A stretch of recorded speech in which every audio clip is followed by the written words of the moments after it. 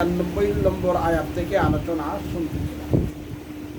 আমরা প্রায় শেষ পর্যায়ে পৌঁছেছি, যেখানে আল্লাহ বলেন যে আল্লাহর ভালোবাসা পেতে হলে, আল্লাহর সাথে মহব্বতের সম্পর্ক করতে হইলে, পরকালে জাহান্নাম থেকে মুক্তি পেতে হলে, পরকালে নাজাত আর কামিয়াবি আমাকে যদি পেতে হয়, তাহলে আমাদেরকে দুইটা কাজ করা লাগবে। একটা হইল ঈমান আর একটা হইল নেক আমল। একটা হইল ঈমান আর একটা হইল নেক আমল। এই প্রসঙ্গে আমরা আলোচনা করতেছিলাম এবং বলতেছিলাম যে দেখেন, আমাদের একটা হইল শরীর আর একটা হইল অন্তর, একটা হইল রূহ আর একটা হইল বডি। দুইটা জিনিস দ্বারা মানুষ, একটা অন্তর আছে আবার একটা বডি আছে। বডি না থাকলেও পুরা মানুষ হয় না, শুধু অন্তরও হয় না। কারণ এক বাড়িওয়ালা মারা গেছে, তো মানুষ এটা বলতেছে আরে ওই বাড়িওয়ালা গেল গা, আসলে তো যায় নাই, এখনো তার লাশ বাড়িতেই আছে। কই যে ওই বেচারা তো গেল গা, হাজি সাহেব তো গেল গা, আমরা ঠকা দিয়া, আসলে তো যায় নাই, লাশ তো এখনো রয়েছে, কিন্তু রুহ তো চলে গেছে, এই জন্য কই বাড়িওয়ালা তো গেল গা, রুহ চলে গেছে এই জন্য। তো রুহরেও বলা হয় আবার বডিরও বলা হয়। তো দুইটা জিনিসের নাম, একটা হইলো রুহ আর একটা হইলো তার বডি। দুটো জিনিসে মিল্লা হয়েছে কি মানুষ। এটা আমি তাও বলেছিলাম যে বডির চিকিৎসা যারা করে, তারা বডির মধ্যে বিভিন্ন রোগ হইতে পারে। কেউর হয়তো ডায়াবেটিস রোগ আছে, বডির রোগ এটা। কেউর হয়তো খাদ্যি বেমার আছে, এটা বডির রোগ। কেউর প্রেশার আছে, এটা বডির রোগ, আত্মার রোগ না। তো বডির রোগের যারা চিকিৎসা করে এরাকে ডাক্তার বলা হয়। ডাক্তারদের মধ্যে আবার ভেজাল আছে, কোনো 1 নম্বর ডাক্তার, 2 নম্বর ডাক্তার, 3 নম্বর ডাক্তার, কেউ আছে আবার আতুরি ডাক্তার। তো ডাক্তারের মধ্যে ভেজাল, যারা বডির চিকিৎসা করে তাদের মধ্যে 1 নম্বর, 2 নম্বর, 3 নম্বর আছে। ঠিক তেমনি ভাবে যারা আত্মার চিকিৎসা করবে, আলিম সমাজ, আলিম সমাজের মধ্যেও ভেজাল নাই। এরকম কি না, যারা আত্মার চিকিৎসা করবে তাদের মধ্যেও 1 নম্বর আলিম আছে, 2 নম্বর আলিম আছে, 3 নম্বর আলিম আছে। কারণ পড়তে গেলে সকলেই যে 1 নম্বর হইয়া যায়, সকলেই যে কিতাব বুঝে আর সকলেই যে কিতাব বুঝা বাড়িতে পর্যন্ত নিয়ে আসে, এরকমটা কি না। অনেকে কিছু বুঝছে, কিছু না, আর কিছু বুঝলে বাকিটা মাদ্রাসায় রেখে আইছে। তাহলে আলিমদের মধ্যে 1 নম্বর আছে, 2 নম্বর আছে, 3 নম্বর আছে, ভেজালি আছে। কোনো কোনো আলিম আছে ও আলিম না, বক্তা হইয়া গেছে, মানুষ তারা ডাকে কুদালি বক্তা। কুদালি বক্তা বলে হ্যাঁ আগে মাটির কাজ করতো, তো কিছুদিন পরে কন্ট্রাক্টর হয়ে গেছে, তখন মাটির কামও লাগাই দিয়া সবাই রে হ্যাঁ ওয়াজ শুনতে যায় না, এনো যায় ওয়াজ শুনতো, কাম তো ইতি আছে, বিকালে এই হিসাব করবো। তো এরকম ওয়াজ শুনতে শুনতে সে বক্তা হইয়া গেছে, তো মানুষের তারা দেখে কি কুদালি বক্তা। তো ওদের মধ্যে ভেজাল আছে। এই কুদালি বক্তা যে ওয়াজ করবো এটার দ্বারা তো হেদায়েত আসবে না। তো বডির ডাক্তারের মধ্যেও ভেজাল আছে। যেখানে হাতুড়ি ডাক্তার, হাতুড়ি ডাক্তারের চিকিৎসায় অনেক সময় কাজের আগে, আবার অনেক সময় দেখা যায় হেদের চিকিৎসায় রুগী পুরাটাই কি করে মারা যায়। হাতুড়ি ডাক্তার হেড পর্যন্ত ফাঁস করছে, দেখছেন আমজারা ফেসবুকে, হ্যাঁ অপারেশন করতেছে, এই পর্যন্ত ফাঁস করে, হ্যাঁ ডাক্তার অনেক দিন দেরি করতেছে। তো ডাক্তারি ফাঁস না করেও ডাক্তারি করতে পারে, আলিম না হয়েও আলিমগিরি করতে পারে, অর্থাৎ এগুলো ভেজালি হাতুড়ি ডাক্তার। বলে আলিমদের মধ্যেও ভেজাল আছে, ডাক্তারের মধ্যেও ভেজাল আছে, বডির রোগের যারা চিকিৎসা করে তাদের মধ্যে ভেজাল আছে, আত্মার রোগের যারা চিকিৎসা করে তাদের মধ্যে ভেজাল আছে। কিন্তু আমাকে সেই ভেজালগুলি যাচাই বাছাই করে কোনটা সঠিক সেটা ঠিক করে নিতে হবে। কারণ বডির ডাক্তারের বেলায় যখন আমার কোনো রোগ হয়, আমি 100 জনকে জিজ্ঞাসা করি ভাই আমার পাওটা কেমনি ভালো হইব, পাওটা কেমনি ভালো হইব, জিজ্ঞাসা করে ভালো একটা ডাক্তারের শরণাপন্ন হই। কেন? পাও বড় মূল্যবান জিনিস, সেটা চলে গেলে আমার বিরাট ক্ষতি হবে। কিন্তু ইমান যে আমার মূল্যবান জিনিস, ওইটার কোনো দাম আমার কাছে নাই। এটা নিজে মনে করে জিগাই না ভাই কোন হুজুরের কাছে গেলে আমার ইমান তাজা হবে, কোন হুজুরের ওয়াজ শুনলে আমার ইমান মজবুত হবে, কোন হুজুরের কাছে গেলে আমার, কেন ইমানের আমার কাছে কোনো দাম নাই। আমার কাছে দাম হইল আমার পায়ের, এই জন্য পায়ের আদর করার জন্য কত মানুষের জিজ্ঞেস করি পাও হেফাজতের জন্য। কিন্তু ইমানের দাম নাই বেদায় ইমান কিভাবে হেফাজত করা যাবে, কার কাছে গেলে আমার ইমান হেফাজত হবে, কাউকে কোনো সময় জিজ্ঞাসা করার চিন্তাও করি না। কেননা ইমানের কোনো মূল্য নাই, যদিও আমার কাছে কি আছে, পায়ের মূল্য আছে। তাই বলছিলাম যে মানুষের মধ্যে কিছু রোগ আছে, ওই রোগগুলি আগে তার কাছ থেকে বাহির করতে হবে। এরপরে কিছু গুণ আছে, ওই গুণগুলি তার মধ্যে তৈরি করতে হবে। রোগগুলির কথা গত সপ্তাহে আমি বলেছিলাম, যেমন একটা রোগ হইল রিয়া, আরেকটা হইল অহংকার, আর এরপরে হইল ক্রোধ। রিয়া, অহংকার, ক্রোধ, লোভ, দুনিয়ার প্রতি আসক্তি। রিয়া, অহংকার, ক্রোধ, লোভ, দুনিয়ার প্রতি আসক্তি। এই 5টার উপরে কিছু আলোচনা করছিলাম। এগুলো হইল মানুষের মধ্যে আধ্যাত্মিক রোগ, অন্তরের রোগ। যেমন বডির রোগ হয়, বডির রোগ, ডায়াবেটিস বডির রোগ, প্রেশার হওয়া বডির রোগ, খাদ্য রোগ বডির রোগ, চোখের মধ্যে রোগ হয়েছে এগুলো বডির রোগ। বডির মধ্যেও 5-6টা রোগ আছে, আবার অন্তরের মধ্যেও 5-6টা রোগ আছে। বডির রোগগুলা যেরকম বাহির করতে হয়, অন্তরের রোগগুলা কি করতে হবে? বাহির করতে হবে। কিন্তু আশ্চর্য কথা হইলো, এমন রোগী সে কিন্তু সিরিয়াসলি খাদ্য রোগী, কিন্তু কোন জিনিস খাইলে শরীর খাদ্য হয় এটা জানে না, জানেই না, খালি বেগুন খায় আর আমার খাদ্য হয়। আরে বেগুন খাইলে তো খাদ্য হইবেই, তোর যে রোগ আছে তুই রোগটা জানবি না, এরপরে কি খাইলে বেশি খাদ্য হইব এটাও তোর কি জানা নিতে হইব। তাহলে ওই রোগীর চেয়ে অপদার্থ কে হইতে পারে যে তার রোগের খবরই জানে না, তার যে রোগ আছে ওইটা জানেই না। তো তার অন্তরের মধ্যে যে রিয়া একটা রোগ আছে ওইটা তার খবরই নাই। তাহলে এর চেয়ে মারাত্মক রোগী আর হইতে পারে না, এত খালি বাগুনই হইব। তাহলে তার রোগ আরো বাড়বো, হে কইতেই পারে না কি রোগ বাড়ে। তার মধ্যে অহংকার আছে, তার মধ্যে দুনিয়ার প্রতি আসক্তি আছে, দুনিয়ার প্রতি ভালোবাসা আছে। এই যে তার রোগ আছে এই অন্তরের রোগগুলো সম্পর্কে জানেই না। যেই রোগী তার রোগ সম্পর্কে জানেই না, এটা তো মারাত্মক ক্ষতিকর। রোগ খালি দিন দিন বাড়তেই থাকবে, এত খবরই রাখে না। এই জন্য রোগগুলি আমাদেরকে নির্ণয় করে নিতে হবে এবং তার চিকিৎসা দিতে হবে। আর যে গুণগুলি, এই 5টা রোগ অন্তর থেকে বাহির করতে হবে, যেগুলি আলোচনা সংক্ষিপ্তভাবে আমি করেছিলাম। আর কিছু আছে গুণ, এইগুলি অন্তর থেকে বাহির করে ওই গুণগুলি ইখলাস, সবর, শুকুর, মহব্বত, খোদাবীতি, খোদার সন্তুষ্টি, বিনয়, অল্প তুষ্টি, এই 8টা জিনিসের কথা বললাম। এগুলি অন্তরে সৃষ্টি করতে হবে, এগুলি অন্তরের মধ্যে সৃষ্টি করতে হবে। যে ইখলাস, আমার সবসময় ইখলাস থাকতে হবে। আমি যেই কাজটাই করব আল্লাহরে খুশি করার জন্য। কাকে খুশি করার জন্য? আল্লাহরে। আমি আমার স্ত্রীকে মাসে মাসে টাকা পাঠাই কারে খুশি করার জন্য? এটা নিয়ত থাকতে হবে আল্লাহরে খুশি করার জন্য। কারণ আল্লাহ বলছে তুমি বিয়া শাদী যদি করো তাহলে অন্য বছর বাসস্থান তোমাকেই দেওয়া লাগবে। এই জন্য আমি মাসে মাসে বাড়িতে টাকা পাঠাই। আমার ছেলেকে আমি ভরণ পোষণের খরচ দেই, তার লেখাপড়ার খরচ দেই। কেন? আমার আল্লাহরে খুশি করার জন্য। কারণ আল্লাহর বিধান আছে, তোমার ছেলে পেলে বালিগ হওয়া পর্যন্ত, বুলুগ হওয়া পর্যন্ত, সে কামাই না করা পর্যন্ত তোমার দায়িত্ব তারা লালন পালন করা। আমি আল্লাহরে খুশি করার জন্য আমি মাসে মাসে কি করি? ইখলাস আমার মধ্যে থাকতে হবে, ইখলাস থাকতে হবে। সবর, কোনো বিপদ আসলেই আমরা অনেক সময় ভাঙ্গা পড়ি। আরে আমার কি লাগে অ্যাক্সিডেন্টটা হয়ে গেল, আমার উপরে এই বিপদটা কেন আসলো, আমার এই ক্ষতিটা কেন হইলো, আমি তো কোনো দোষ করি নাই, অপরাধ করি নাই। না, আমাকে সবর শিখতে হবে। ইখলাসের পরেই আমাকে ধৈর্য ধারণ করা, এটা একটা ইবাদত।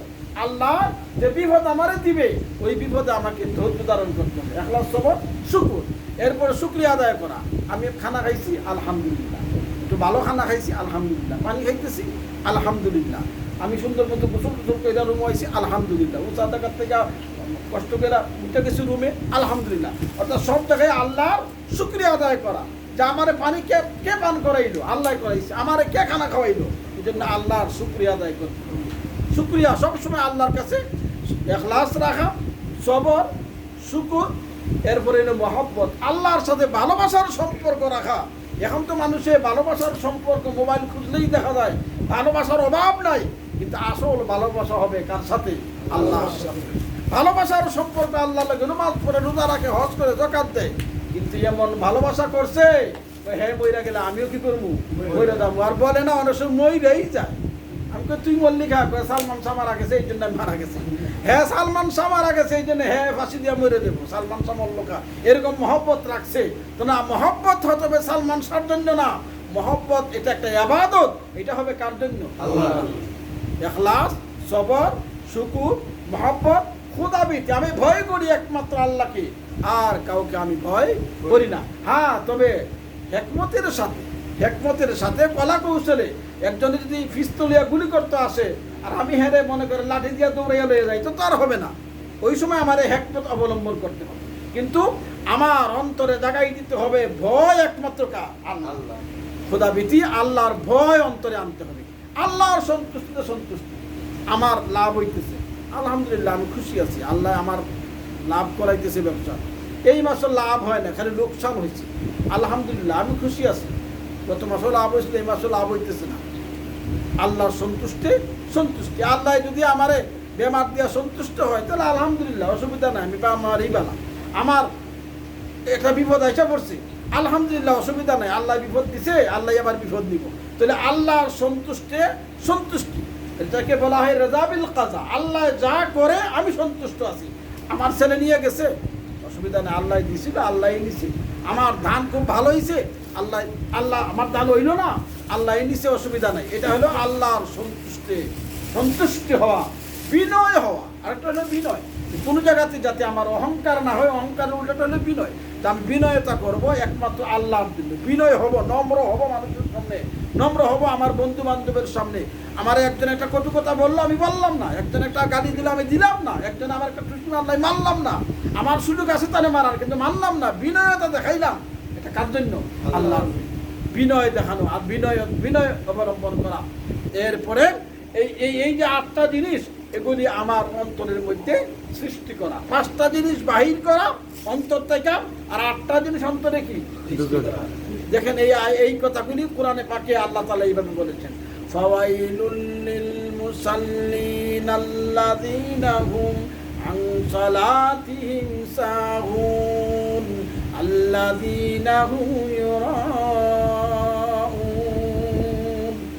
এই সমস্ত মুসল্লিরা ধ্বংস হোক যারা নামাজে গাফিল থাকে আর মানুষ দেখাইবার জন্য সে নামাজ পড়ে। ওরা দুনিয়ার যত নেক আমল আছে সব নেক আমল গুলা করে সে কি করার লাগে? মানুষ দেখাইবার জন্য, আল্লাহ সন্তুষ্টির জন্য সে করে না। কবর জিয়ারত করে নির্বাচন আসলে, হজ করা যায় নির্বাচন আসলে, পর্দা করে নির্বাচন আসলে, তাহলে বোঝা গেল মানুষ দেখাইবার জন্য। আল্লাহ বলেন ওই সমস্ত মুসল্লি যারা ইবাদত আর নামাজ রোজা করে, ইবাদত বন্দেগী করে, ভালো কাজগুলি করে মানুষ দেখাইবার জন্য, এরা কি হয়ে যায়? ধ্বংস হয়ে যায়। লা ইয়াদখুলুল জান্নাতা মান কানা ফি কলবিহি মিসকালু যাররাতিন মিন কিবর। ওই সমস্ত লোকেরা কখনো বেহেশতে প্রবেশ করবে না যাদের অন্তরে জররা পরিমাণ, সামান্য পরিমাণ অহংকার থাকবে, এরা বেহেশতে প্রবেশ করবে। আমি নামাজি এই এলাকার মধ্যে, আমি এই এলাকার মধ্যে ভালো মানুষ, আমি এই এলাকার মধ্যে সত্যবাদী, এই যে আমি এরকম না। লা ইয়াদখুলুল জান্নাহ, যারা অহংকার করবে, জররা পরিমাণ যদি তার ভাইকে অহংকার করে, সে বেহেশতে যেতে পারে না। যেটা নবীজি বলেছেন, লা ইয়াদখুলুল জান্নাতা মান কানা ফি কলবিহি মিসকালু যাররাতিন মিন কিবর। ইয়া আইয়ুহাল্লাযীনা আমানুত্তাকুল্লাহা হাক্কা তুকাতিহ। তুমি আল্লাহকে ভয় করো, ভয় করার মতো ভয় করো। আল্লাহর বিধান তুই মানার মতো মানো, তোমার সুবিধা মতো না। আলা ইন্না ফিল জাসাদি মুদগা ইযা সালুহাত সালুহাল জাসাদু কুল্লু ওয়া ইযা ফাসাদাত ফাসাদাল জাসাদু কুল্লু আলা ওয়া হিয়াল কলব। নবীজি বলেন, মানুষের এই বডির ভিতরে একটা মাংসের টুকরা আছে, গোশতের টুকরা আছে, যেটাকে কলব বলা হয়, অন্তর বলা হয়, আত্মা বলা হয়। এইটা যদি নষ্ট হইয়া যায় তাহলে তার সবই নষ্ট, আর এটা যদি ভালো হইয়া যায় তাহলে তার সব ভালো হইয়া যায়। এই জন্য আমাদের অন্তরকে ঠিক করার জন্য আমরা চেষ্টা করি যে আমি নামাজ রোজা পড়ি, হজ করি, কাউকে যাতে অহংকার আবার না করি, কাউকে হিংসা আবার না করি, আবার কাউকে আমি দুর্বল না মনে না করি যে আমি এলাকার মধ্যে বড় হাজী সাহেব আর কেউ নাই, এরকম অহংকার যাতে আমার কাছে কি না আসে। ক্বালা ইয়া মুহাম্মদ আখবিরনি আনিল ইসলাম। ক্বালা আল ইসলামু আন তাশহাদা আল্লা ইলাহা ইল্লাল্লাহ ওয়া আন্না মুহাম্মাদার রাসূলুল্লাহ ওয়া তুকিমাস সালাহ ওয়া তুতিয়াজ যাকাহ ওয়া তাসুমা রমাদান ওয়া তাহুজ্জাল বাইতা ইন ইসতাতা ইলাইহি সাবিলা। জিবরিল আইসান মানুষের সুরত ধইরা জিবরিল নবীজির কাছে আসলেন, আইসা প্রশ্ন করতেছেন, নবীজি ইসলাম কাকে বলে? তাই নবীজি বলতেছেন, ইসলাম হইল হজ করবা, যাকাত দিবা, নামাজ পড়বা। আখবিরনি আনিল ঈমান, তো নবীজি বলেন তো ঈমান কাকে বলে? আলা আন তুমিনা বিল্লাহি ওয়া মালাইকাতিহি ওয়া কুতুবিহি ওয়া রুসুলিহি ওয়াল ইয়াউমিল আখিরি ওয়াল কদরি খাইরিহি ওয়া শাররিহি। ঈমান কাকে বলে? যে এইগুলোর উপরে ঈমান আনা। বিস্তারিত আমি গত সপ্তাহে কিছু বলেছি। আলা আখবিরনি আনিল ইহসান, ইহসান কাকে বলে? ওইটাও বইলা দেন। নবীজি উত্তর দিলেন কি? আনতাবুদাল্লাহ, আল্লাহর ইবাদত করবা এমন ভাবে, আনতাবুদাল্লাহ কাআন্নাকা তারাহ ফাইন লাম তাকুন তারাহু ফাইন্নাহু ইয়ারাক। এমন ভাবে আল্লাহর ইবাদত করো যেন তুমি আল্লাহকে দেখতেছো। এমন ভাবে তুমি নামাজ পড়ো যেন তুমি আল্লাহকে কি দেখতেছো, এরকম ভাবে নামাজ পড়ো। কিন্তু আমরা কি এরকম ভাবে পড়ি? আমি অনেক সময় বলেছি কিরকম ভাবে নামাজ পড়ি। ইমাম সাহেব এসার নামাজ সবসময় তো 4 রেখাত পড়ায়। ঘটনাক্রমে আজকে 3 ডাকাত হয়ে গেছে ধুলিয়ার। ওই এলাকার ব্যবসায়ী বেটার দোকান আছে 4টা। তো এই বেটায় উঠে লোক পাঠিয়েছে, ইমাম সাহেব আপনি তো 3 ডাকাত নামাজ পড়াইছেন আপনি। কেমনে বুঝলা তুমি? কয়ে কি কন, আমি আসার আগে সব দোকান লাগাই নাই, আমার দোকান 4টা, 4 রেখাতে আমি 4টার হিসাব মিলাই, আজকে 3টার মিলাইছি, 1টার বাকি রয়েছে, এই জন্য বুঝলাম আপনি 3টা পড়তেন, 3টা হাত পড়তেন, আমরা বুঝতে না। তাহলে আমরা হয়তো এই বেচারা সরল আছিল, ওই জন্য বইটা বানাইছি। সরল মানুষ তো বুঝে নাই, আকল বুদ্ধি তো এত ছিল না। কিন্তু আমরা যদিও বলি না চালাকারী, আমরা বলি না, কিন্তু আসলে দেখেন গা নমাজে গিয়েই সব হিসাব শুরু হয়। গত মাসে দিলাম 20,000 টাকা, গেল না 15 দিন, ম্যাডামে আবার 10,500 টাকা। এত টাকা কী করলো বুঝলাম। ফলো ফুলার তুলে 3,000 গেছে, ভাইয়ার তুলে 6,000 গেছে, 6,000 গেছে, আরও তো 10,000 থাকে। ওই হিসাবগুলি কিন্তু অনুমাদে আমরা করতেছি, কিন্তু ওই বেচারা তো সরল, সেজন্য বই যাচ্ছে। কিন্তু আমরা বলি না। কিন্তু আল্লাহ নবীজি বলতেছেন কি? আনতাবুদাল্লাহ কাআন্নাকা তারাহ, এমন ভাবে নামাজ পড়ো যেন আল্লাহ তোমাকে দেখতেছে। আর এটাও যদি না পারো তাহলে অন্তত এর দূরত্ব অবশ্যই হওয়া লাগবে যে তুমি আল্লাহকে দেখতেছো। তুমি আল্লাহকে দেখতেছো এরকম নামাজ পড়ো, অথবা আল্লাহ তোমাকে দেখতেছে এরকম কি করো, নামাজ পড়ো। কিন্তু আমাদের মাঝে তো ওইটা হইতেছে না। কেন হইতেছে না? যে আমাদের অন্তর খালি দৌড়ায়, খালি দৌড়ায়। মসজিদে গেলেই সবই অন্তর দৌড়ানির জিনিস। কলবের অর্থ হলো দৌড়া, পরিবর্তন হওয়া, দৌড় বইছে। তার পদ্ধতি হইল অন্তর যখন নামাজ থেকে চলে গেল সাথে সাথে আবার নিয়ে আসা, আবারও যাইব গা, আবার সাথে সাথে এই হিসাব করা, আবার নিয়ে আসা, আবার যাইব গা। অন্তর যাওয়ারা জিনিস, তার নাম হইল কলব। কলবের অর্থ হইল যাওয়ারা বেটা, যাইব গা আপনার তিয়া তিয়া নামাজ তিয়া তিয়া বাংলাদেশে চলে যাইব। তা আপনার কাজ হইল গেলে গাই আবার একটু করে আবার আনো, গেলে গাই একটু করে আবার আনো, গেলে গাই আবার নিয়ে আসো। এরকম যদি বারবার আনবার জন্য আপনি চেষ্টা করতে থাকেন, হে যাওয়ার জন্য চেষ্টা করতেছে, আপনি বারবার খালি আনতেছেন আনতেছেন আনতেছেন, এই অবস্থায় যদি নামাজটা শেষ হয়ে যায় ফেরেশতারা লিখবে হের অন্তর একবারও যায় নাই। আসলে কিন্তু গেছিল, কিন্তু আপনি চেষ্টা করছেন যে রাখার জন্য, বারবার বারবার রাখার জন্য চেষ্টা করছেন, এই জন্য ফেরেশতারা লিখবে হের অন্তর একবারও কি কেন? আল্লাহ বান্দার চেষ্টাটাই চায়। আল্লাহর সাহেব বান্দার কি চেষ্টা। ঘুমিত্বটা দিলেন তো গিয়া দেখেন নামাজ নাই, আপনার অসুবিধা নাই, গুণ হইব না। কেননা আল্লাহ চাইতেছে আপনি যাইতেছেন কিনা, উঠতেছেন কিনা, ওইটি আল্লাহ চাইতেছে। মানে আপনার চেষ্টাটা কি আল্লাহ চাইতেছে। সেই জন্য আমরা নমাজ তো পড়ি ঠিকই, কিন্তু ভালো সহিশুদ্ধ কইরা হক আদায় কইরা আমরা নমাজ পড়ার চেষ্টা করি। আল্লাহ তৌফিক দান করুন। আর অনেকে ইবাদত বন্দি করে, এটা করে শেষ করবো, অনেকে ইবাদত বন্দি করে আর মনে করে এত নমাজ পড়তেছি, এলাকার কেউ তো আমার বিশ্বাস হয় না, বুঝলাম। তার মনে মনে এলাকার সবাই কি বলতে হইব, বীর বলতে হইব। এত নমাজ পড়লাম, বাড়িতে টেলিফোন করলে ওরা তো বলে না তুমি কি বিশ্বাস হয়ে গেছো, বা বড় একজন বুজুর্গ হয়ে গেছো, পানি ভরা টানি ভরা, অন্তত টেলিফোনেও নাইলে আমরা দেও, কেউ তো এরকম বলে না। তো নমাজ পড়ে লাভ কি? আমি এত কোরআন তিলাওয়াত করি, কেউ তো আমার ফিসাব বলে না। না বদরত ওয়াসাফ তুরা হুকুমনেস দম দরকাশ কে আতে সাকিয়ে মারে তাইনে আলতাফাস তু বন্দগি চৌকদায়া বশরত মুজমকুন কে খাজা খুদ রমিশে বন্দা পরবরি দানন। তুমি ইবাদত করাত লাগছো, পীর সাহেবের কাছে মুরিদ হইছো আর মনে মনে চিন্তা করতেছো দেখি আমিও নি একটা পীর হইতে পারি, আমিও নি এলাকাতে সুখ্যাতি অর্জন করতে পারি, মানুষেরই বলে আমিও একজন ইবাদত করেনেওয়ালা, এরকম নিয়ত করা তোমার ঠিক হয় নাই।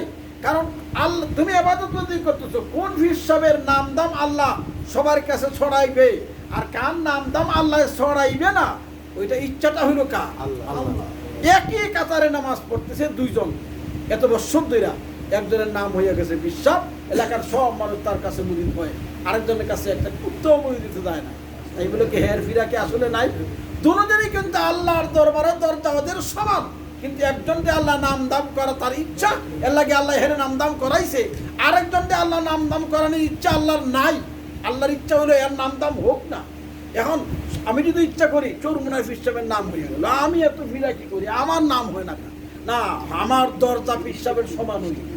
পীর সাহেবের যেমন দরজা আল্লাহর কাছে, আমার সেমন দরজা হই, কিন্তু আল্লাহর ইচ্ছা হইল চোরমুনার পীর সাহেবের নাম হোক আর অমুকের নাম হোক না। তাহলে আল্লাহর ইচ্ছা বাস্তবায়ন হবে না আমারটা হইব? আল্লাহ যেটা সেইটাই তো হবে। আল্লাহ চাইতেছে না তোমার নাম দাম হোক, আল্লাহ চাইতেছে হ্যাঁ নাম দাম হোক না, ওইটার নাম দাম হোক। আসলে নাম দাম দিয়ে আমি করবো কি? আমার তো দরকার পরকালের না যা, আমার দরকার কি? পরকালের না যা। সেই জন্য একজনের নাম দাম হইতে পারে, আরেকজনের নাম দাম নাও হইতে পারে। একজন এলাকার মানুষে খুব ভালো মানুষ বলবে, আরেকজন বিদেশ থেকে গেলে এলাকার মানুষে সুর সুর করে পিছিয়ে পিছিয়ে ঘুরবো, অথচ ওই যিনি ফিরসা ওই পীর সাহেবের সমান দরজা এই বেটারও। আল্লাহ চাইতেছে না ওর নাম দাম হোক ভালো মানুষ হিসাবে, আল্লাহ চাইতেছে না এলাকার মাঝে এলাকার সবাই তারা বাহবা দেব, আল্লাহ ওটা চাইতেছে না, কিন্তু আসলে সেই লোকটা কি ভালো মানুষ। এই জন্য আমার নাম দাম হোক এটা আমি নিয়ত করে লওয়া ঠিক না।